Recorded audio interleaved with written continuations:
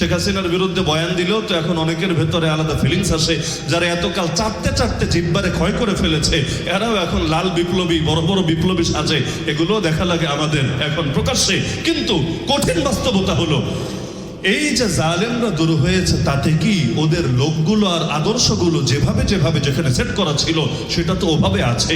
এখনো পর্যন্ত আমাদের উপর নিয়মিত হয়রানি কিন্তু ঠিকই চলছে। এগুলো আপনারা জানেন না, জানার কথাও না। সব কিছু আপন অবস্থায় বাকি আছে, শুধু প্রকাশগুলোকে একটু রয়েস হয়ে ঘটাচ্ছে। কারণ বেশি কিছু করতে গেলে পাবলিক আবার খেপে গেলে ঝামেলা আছে। কারণ যেভাবে দেশে দেশে জাগরণ শুরু হয়েছে, আগে শ্রীলঙ্কা, এরপর বাংলাদেশ, এখন আবার নেপাল, গোপাল থেকে নেপাল, খুব বেশি দূরে তো না। যেভাবে সারা দুনিয়ার মধ্যেই তরুণ প্রজন্ম জেগে উঠেছে, এতে ভয় কাজ করা তো স্বাভাবিক। আবার যদি জাগে, না জানি কি হতে শুরু করে। আর বাস্তবতা তো এটাই, এই দেশের যেই পরিমাণ মুসলমান আছে, যেই পরিমাণ ইসলাম প্রেমিক যুবক আছে, সকলে যদি একসঙ্গে জেগে ওঠে, ইসলামের পক্ষে পূর্ণাঙ্গ বিপ্লব হবেই হবে ইনশাআল্লাহ। তো বলছিলাম যে আল্লাহর রসুল সহ সমস্ত নবীদের ব্যক্তিত্বের সাথে ঝামেলা ছিল না আদর্শের সাথে ঝামেলা ছিল? আদর্শ। 2 নম্বর পয়েন্ট, নবীগণের সঙ্গে মূল টক্কর কাদের বেঁধেছিল? সমাজের কৃষক, সমাজের সাধারণ শ্রেণী, সমাজের শ্রমিক, দিনমজুর। আপনি ইতিহাস পড়লে দেখবেন না, নবীদের সঙ্গে মূল টক্কর, মূল ঝামেলা এদের ছিল না, বরং নবীগণের সঙ্গে মূল ঝামেলা ছিল জামানার নেতাদের, জামানার রাজাদের, জামানার ক্ষমতাসীনদের। এমনটাই দেখা যায় কিনা? কোন যুগে সেই বাতিলের নাম থাকে ফেরাউন, কোন যুগে নাম থাকে নমরুদ, কোন যুগে নাম থাকে আবু জাহাল, আবু লাহাব, উতবা, শাইবা, কোন যুগে নাম থাকে রাজা গৌর গোবিন্দ। কিন্তু আপনি অতীত ইতিহাস ঘাটলে এটাই দেখবেন, হকপন্থীদের বিরুদ্ধে যারা অবস্থান নেয়, এরা সাধারণত ক্ষমতাধর শ্রেণী, মোরল শ্রেণী, সর্দার শ্রেণী হয়। কেন? তাদের স্বার্থে আঘাতটা কেন লাগে? তাদের কলিজার ভেতর আঘাতটা কেন লাগে? বিশেষ কোনো কারণ আছে নাকি নাই?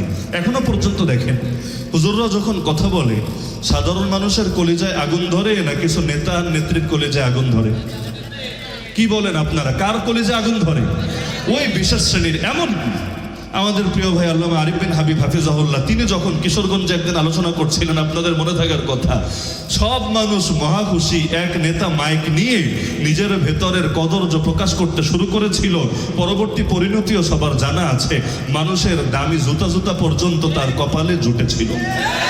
দেখা যাচ্ছে এই নেতা গোষ্ঠীর কলিজায় কেন আগুন লাগে? এরা কেন ইসলামকে, নবীকে অথবা নবীর উত্তরসূরিদেরকে চ্যালেঞ্জ মনে করে?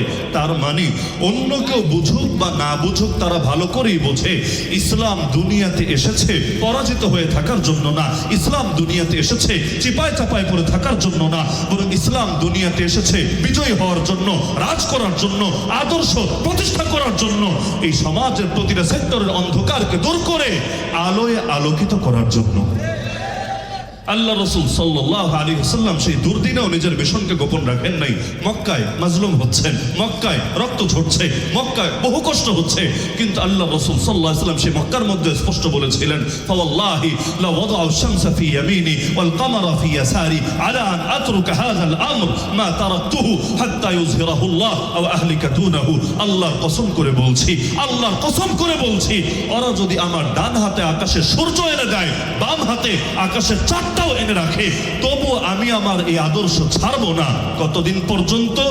যতদিন না হয়তো আল্লাহ তার জমিনে ইসলামকে করবেন জিন্দা, অথবা আমি মুহাম্মদ হব মুর্দা, হয়তো শরিয়াত নয়তো শাহাদাত। এর আগ পর্যন্ত কোনো কিছু দিয়ে আমাকে থামাতে পারবে না।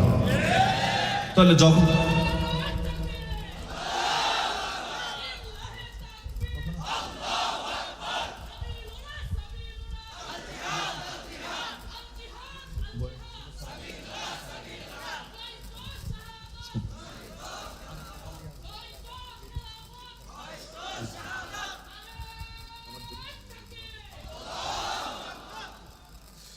তো আল্লাহ রাসূল সাল্লাল্লাহু আলাইহি ওয়াসাল্লাম নিজের মিশনের কথা গোপন রাখেন নাই, এবং তার মিশন যে হক এটা বুঝতে ওদেরও কোনো ঝামেলা হয় নাই। আবু জাহলও বুঝতো, খুব ভালো করে বুঝতো। ওমর রাদিয়াল্লাহু আনহু প্রথমে বুঝেন নাই, কিন্তু একসময় নবীজির দোয়ার বরকতে তিনিও বুঝেছেন। তো এক সময় এমন হলো, এই যে গোটা গোষ্ঠীটাই নিজেরাও নেমে আসলো, নিজেদের কর্মীদেরকেও নামাতে বাধ্য করলো। এই সবগুলো কেন ছিল? এজন্য না নবীকে চেনে নাই। আরে যেখানে আল্লাহ রসুলের চেহারা মোবারক পর্যন্ত এমন ছিল, মক্কা থেকে মদিনায় হিজরত করে গেলেন, ইহুদিদের নেতা আব্দুল্লাহ বিন সালাম নবীজির চেহারা দেখে বলে উঠলেন, ইন্নাহু লাইসা বিওয়াজহি কাযাব, নিশ্চয়ই এই চেহারা কোনো মিথ্যাবাদীর চেহারা হতেই পারে না। যেখানে আল্লাহ রসুল সাল্লাল্লাহু আলাইহি ওয়াসাল্লামের জবান পর্যন্ত এমন ছিল, আল্লাহ রসুল বললেন, ফাওয়াল্লাহি মা ইয়াখরুজু মিনহু ইল্লা হক, আল্লাহর কসম এই জবান থেকে হক ছাড়া কোনো কথাই বের হয় না। এমনকি সেই জবানের মধ্যে আল্লাহ এমন শক্তি দিয়ে দিলেন, আলী রাদিয়াল্লাহু আনহু চোখে বড় ব্যথা, খায়বারের যুদ্ধ চলাকালে আল্লাহ রসুল সাল্লাল্লাহু আলাইহি ওয়াসাল্লাম নিজের মুখ থেকে একটু থুথু তার চেহারায় লাগিয়ে দিলেন, সঙ্গে সঙ্গে ফাবারাআ মাকানা হাত্তা কান্নাহু লাম ইয়াকুন বিহি শাই, তিনি তৎক্ষণাৎ এমন ভাবে সুস্থ হয়ে গেলেন যেন তার কোনোদিন কোনো অসুস্থতা ছিলই না। তো যেই নবীর চেহারা দেখলে, যেই নবীর মুখের কথা শুনলে, যেই নবীর হাঁটা চলা আচরণ উচ্চারণ সবকিছু দেখলে, এমনকি আপনি শামাইলের কিতাব পড়লে দেখবেন আল্লাহ রসুল সাল্লাল্লাহু আলাইহি ওয়াসাল্লাম তিনি সাইজে অতি লম্বা ছিলেন না। আমাদের অনেকে থাকেন অনেক লম্বা, নবীজি এমন ছিলেন না। আল্লাহ রসুল ছিলেন মাঝারি সাইজের চাইতে একটু উপরে, মাঝারি সাইজের চাইতে একটু উপরে। তো যখন হাঁটতেন আমাদের মতো তো আর হাঁটতেন না, নেতাজি সামনে, পীরজি সামনে, হুজুরজি সামনে, আর বাকি সবাই দলে দলে থাকবে পেছনে, আলাদা একটা ভাবি থাকবে হাঁটার ভেতরে। আল্লাহ রসুল সাল্লাল্লাহু আলাইহি ওয়াসাল্লাম যখন হাঁটতেন, ডানে সাহাবি, বামে সাহাবি, সামনে সাহাবি, পেছনে সাহাবি, কিন্তু সাইজে তার চাইতে বড় সাহাবিও আছে, উঁচা সাহাবিও আছে। কিন্তু আপনি কিতাব পড়লে দেখবেন নবীজি যখন হাঁটতেন তার একটা মুজিজা ছিল, দূর থেকে তার চেহারাটা, তার মাথাটাই নজরে আসতো দূর থেকে আলাদা ভাবে। সাইজে সবার চাইতে লম্বা না, কিন্তু দূর থেকে তার মাথাটাই ভেসে উঠছে। এগুলো কি স্বাভাবিক নাকি বিশেষ?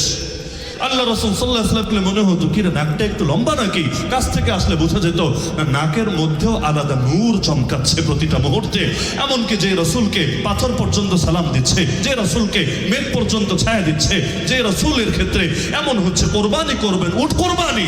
আরে সাহাবি বলেন যে একটা উট নবীজির সামনে হাজির করা হলো, বাকি উটগুলো মনে হচ্ছিল রশি ছিঁড়ে ছুটে আসবে নবীজির সামনে। কার আগে কে কোরবান হবে? আল্লাহ নবীর হাতে। এত কিছু দেখার পরে, চাঁদ দ্বিখণ্ডিত হওয়া থেকে শুরু করে এত কিছু দেখার পরে, এমনকি এত কিছু লাগবে কেন? এক কোরআনই তো যথেষ্ট ছিল, এক কোরআনই তো যথেষ্ট ছিল। আল্লাহ রাসূল সাল্লাল্লাহু আলাইহি ওয়াসাল্লাম বলেন, মা মিন নাবিয়্যিন, এমন কোন নবী নাই, ইল্লা উতিয়া মিনাল আয়াতি মা মিথলুহু আমানা আলাইহিল বাশার, যাকে আল্লাহ এমন নিদর্শন দেন নাই যেই নিদর্শন দেখে লোকেরা ঈমান আনবে। এরপর নবীজি বলেন, আল্লাহ আমাকে যেই নিদর্শন দিয়েছেন সেই নিদর্শন হলো এমন ওহী, যেই ওহী আল্লাহ আমার উপর নাজিল করেছেন। আর এই কারণেই আমি আশা করি কিয়ামতের দিন আমার অনুসারী হবে সবচাইতে বেশি। তার মানে সব নবীর মুজিজা থাকে, আমার নবীরও মুজিজা আছে, কিন্তু আমার নবীর সবচাইতে বড় মুজিজা চার দুই টুকরা হওয়া না, সবচাইতে বড় মুজিজা আঙ্গুলের ভেতর থেকে ঝর্ণার মতো পানি প্রবাহিত হওয়া না, সবচাইতে বড় মুজিজা মস্কের মুখে হাত বুলিয়ে দিচ্ছেন আর সেই মস্কের পানি সবার জন্য যথেষ্ট হয়ে যাচ্ছে। শুধু এটাই না, নবীর মুজিজা আল্লাহ রাসূল সাল্লাল্লাহু আলাইহি ওয়াসাল্লাম এমন বকরি, যেই বকরির সাথে এখনো কোনো ছাগল মেটামেশা করে নাই, কিন্তু নবীজি তার ওলানে হাত বুলিয়ে দিচ্ছেন আর দুধ নেমে আসছে। এগুলো না, বরং আল্লাহ নবীর সবচাইতে বড় মুজিজা কোরআন, যেই কোরআন আমাদের সামনে আছে, কিয়ামত পর্যন্ত থাকবে। নবীকে যদিও দেখতে পারি নাই সচক্ষে দুনিয়ার জীবনে, তো নবীর রেখে যাওয়া মুজিজা আজও দেখছি। আর সবচাইতে বড় কামিয়াব তো তারা যারা শুধু দেখছে না, নিজেদের সিনার মধ্যেও ধারণ করে রেখেছে। আর আমরা তো স্বপ্ন দেখি, সেই দিন বেশি দূরে না যেই দিন এই নবীর রেখে যাওয়া মুজিজা দিয়ে বাংলাদেশেও শাসন কার্য শুরু হবে। আল্লাহ রসুলকে চেনাটা তো বড় দুষ্কর ছিল না তাদের জন্য, কিন্তু এরপরও সবসময় লেগে থাকলো কেন এভাবে নবীজির পেছনে? এটা না জেনে না, না বুঝে না, বরং গায়রুল মাগদুবি আলাইহিম ওয়ালাদ-দাল্লিন, এই আয়াতের একটা তাফসীর এটাও আছে যে গজবগ্রস্ত হলো তারা যারা জানার পরেও মানে না, ইলম আছে কিন্তু আমল হলো উল্টা। আর আদ-দাল্লিন, বিপদগামী হলো তারা যারা জানেও না, না জানার কারণে মানেও না, মানতে পারেও না। এর মধ্যে আল্লাহ সবার আগে উল্লেখ করলেন গজবগ্রস্তদের কথা। তার মানে যারা জানে না মানে না ওরাও খারাপ, কিন্তু যারা জানার পরেও মানে না ওরা হলো সবচাইতে নিকৃষ্ট খারাপ। আপনি কারে কি বুঝাবেন? এই বাংলাদেশে কোন সুদখোর জানে না সুদ হারাম? বাংলাদেশে কোন বেশ্যা জানে না বেশ্যাগিরি হারাম? বাংলাদেশে কোন গায়ক জানে না এভাবে গান বাজনা করা হারাম? আরে বাংলাদেশে নতুন করে কি ফতোয়া দিবেন আপনি? এই সরকারগুলো যে পতিতাবৃত্তি চালু করে দিয়েছে, পতিতালয়গুলোকে লাইসেন্স দিয়ে রেখেছে, ওরা জানে না পতিতালয় হালাল নাকি হারাম, এর দ্বারা উপকার নাকি ক্ষতি? এই দেশের অর্থনীতির ভিত্তি যে সুদকে বানিয়ে ফেলেছে, ওরা জানে না সুদ মানেই বৈষম্য। এই যে বৈষম্যের বিরুদ্ধে এত আন্দোলন সেই ভাষা আন্দোলন থেকে শুরু করে ৭১-এর যুদ্ধ তো বৈষম্য, বাঙালি আর অবাঙালির বৈষম্য দূর করার জন্য, ২০২৪-এর আন্দোলনও সেই বৈষম্য দূর করার জন্য। অথচ কোন দেশের অর্থনীতিতে সুদ যদি থাকে, আল্লাহর জাতে পাকের কসম করে বলা সম্ভব, ওই দেশে ধনী আর গরিবের বৈষম্য খালি বাড়বে আর বাড়বে আর বাড়বে। তাহলে বৈষম্য দূর করতে চাইলে তো সবার আগে অর্থনীতি থেকে এই সুদকে দূর করতে হবে। কারণ স্বাধীনতা দিয়ে কি হবে মুক্তি যদি না আসে? স্বাধীনতা দিয়ে কি হবে মুক্তি যদি না আসে? আর ওই মুক্তি আবার কেমন মুক্তি, যে মুক্তির পরেও অর্থনৈতিকভাবে কপালের মধ্যে মুসিবত লেগে থাকে দিনকে দিন। আমরা গরিব হচ্ছি না ধনী হচ্ছি? সাধারণরা জবাব দেন, আমরা গরিব হচ্ছি না ধনী হচ্ছি? ক্যাশ হয়তো বাড়ছে, কিন্তু আমরা আসলে গরিব হচ্ছি। আপনি দেখেন, এখন থেকে 10 বছর আগে 10,000 দিয়ে কি করতে পারেন, এখন 20,000 দিয়েও তা পারেন কিনা আপনি দেখেন। ক্যাশ বাড়ছে, কিন্তু বাস্তবতা এটাই, আমরা গরিব হচ্ছি। এখনো এই দেশে 4 কোটির বেশি মানুষ দারিদ্র সীমার নিচে বসবাস করছে। তাহলে এই সুদের মাসালা জানে না? আরে জানে না, সব জানে, ভালো করে জানে। তো জানার পরও ইচ্ছাকৃতভাবে বিরোধিতা করে, যদিও বিরোধিতায় লাভ আছে। ইসলাম জিনিসটাই এমন, যতবার এর দমাতে চায় ততবার দ্বিগুণ শক্তি নিয়ে সে আলো জ্বেলে যায়। দমাতে না চাইলে স্বাভাবিক গতিতে আগায়, দমাতে চাইলে 10 গুণ বেশি শক্তি নিয়ে এগিয়ে যায়। তাহলে আল্লাহ নবীর সঙ্গে সবচাইতে বেশি ঝামেলা ছিল কাদের? ওই গরিব দুঃখী জনতার না নেতাদের? আরে কাদের? আজকেও আলেম ওলামার সঙ্গে সবচাইতে বেশি ঝামেলা কাদের? গ্রামের খেটে খাওয়া সাধারণ মানুষের নাকি বড় বড় নেতা নেত্রীদের? তাহলে সিলসিলা এটাই। কেন নেতাদের ঝামেলা? কেন? ওই যে প্রথম যে কারণটা বলেছি, মূল দ্বন্দ্ব তো ভাই ব্যক্তি নিয়ে না, মূল দ্বন্দ্ব হলো আদর্শ নিয়ে। আর আদর্শটা যখন প্রতিষ্ঠিত হবে, সেটা মূলত এস্টাবলিশমেন্টকে আঘাত করবে। ইসলাম আসেই মূলত আগেরটাকে ডিলিট করে নতুনটাকে প্রতিষ্ঠা করতে। এই যে এখন সংস্কার বলে না, সংস্কার বাস্তবে এই দেশে তো বিপ্লব লাগবে, বিপ্লব, পূর্ণাঙ্গ বিপ্লব। সংস্কার মানে কি? আগেরটাকে রেখে একটু এডিট করে দেন, একটু কাটসাট করে যেভাবে করলে সুবিধা হয় এভাবে করে দেন। আর বিপ্লব মানে কি? আগেরটারে ধরে এই যে টিস্যুর মতো ডাস্টবিনে ছুঁড়ে ফেলে নতুন আরেকটা নেন। তো ইসলাম এমন একটা ধর্ম যেখানে সংস্কারটা এতটা পূর্ণাঙ্গ, যেখানে একটা যদি জিন্দা হয় এর বিপরীতটা মুর্দা হয়। এজন্যই আগে বলি লা ইলাহা, পরে বলি ইল্লাল্লাহ। লা ইলাহা মানে কি? আগে সব বাতিল খোদারে তালাক দেই, ইল্লাল্লাহ বলে। আমি তো শেষ করবো, আগেই তো ঘোষণা করবো। ঠিক আছে, আখিরু দাওয়ানা আলহামদুলিল্লাহি রাব্বিল আলামিন। এমনিও আমি তো বয়ান শুরু করার আগেই বলেছি যে হুজুরকে বসিয়ে রেখে কষ্ট দিব না। আর আমার বয়ান ছিল 10:30টায়, সেই হিসেবে শেষ হওয়ার কথা 11:30টায়। আর কর্তৃপক্ষ ওনাকে বারবার চাপ দিচ্ছে যে হুজুর আসতে দেরি করছে, আপনি আসেন না। অথচ আমার বয়ানের টাইম 10:30টায়, তা আমি দেরি করলাম কোথায়? তো এমনিও আলোচনা শেষ পর্যায়ে ছিল, আর 2টা বাক্য হয়তো বাকি ছিল, সেটা আপাতত রেখে দিলাম। তাও কর্তৃপক্ষ খুশি থাক। ও আখিরু দাওয়ানা আলহামদুলিল্লাহি রাব্বিল আলামিন। একজনও উঠবেন না, কারণ আমার সুযোগ থাকলে আগামীকাল জুম্মার তারা না থাকলে আমি নিজেও হযরতের বয়ান ফাস্টুল্লাহ শুনতাম। আমি শুনি, এমনিও শুনি, কারণ তার বয়ান এটা কোনো বয়ান না, এটা ইলমের একটা ক্লাস। বাংলাদেশে যদি এই ধারাটা চালু হয়, ওই গাজাখুরি, কেচ্ছা কাহিনী, আজিব জাল হাদিসের পশরা, এগুলো যদি বন্ধ হয়, এটাও একটা বিপ্লব হবে ইনশাআল্লাহ ওয়াজের অঙ্গনে। আমি মনে করি ঘরে ঘরে যেদিন আরিফ বিন হাবিব জন্ম হবে, অন্তত প্রতিটা জেলায় একজন করে আরিফ বিন হাবিব থাকবে ইনশাআল্লাহ। এই দেশে ওয়াজের মাধ্যমে হেদায়েত ব্যাপক থেকে ব্যাপকতর হবে ইনশাআল্লাহ। তো ইলমের ক্লাস করতে রাজি আছেন না? এই রাতের মধ্যে কেউ যদি সামান্য টাইম ইলম শেখে এবং শেখায়, সারা রাত জেগে জেগে ইবাদত করার চাইতে বেশি সওয়াব হয়।